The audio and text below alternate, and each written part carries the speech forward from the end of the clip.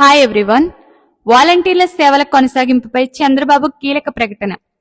ఏపీలో వాలంటీర్ల సేవల కొనసాగింపుపైన ప్రతిష్టంభన కొనసాగుతుంది.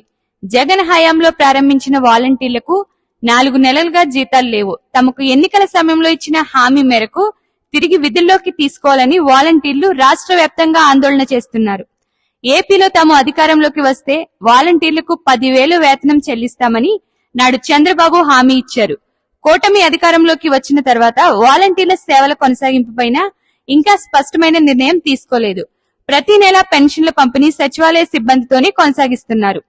ఈ అంశంపైన తాజాగా జరిగిన మంత్రివర్గ సమావేశంలోనూ ప్రస్తావనకు వచ్చింది. అయితే వాలంటీర్లు సచివాలయ నిర్వహణలో మార్పు పైన పూర్తి స్థాయి నివేదిక ఇవ్వాలని సీఎం చంద్రబాబు ఆదేశించారు. గ్రామ వార్డు సచివాలయాల్లోని ఉద్యోగులను కొందరి ప్రభుత్వ శాఖలో విలీనం పైన ప్రభుత్వంలో కసరత్తు జరుగుతుంది. ఈ ఆన్లైన్ ఆఫ్లైన్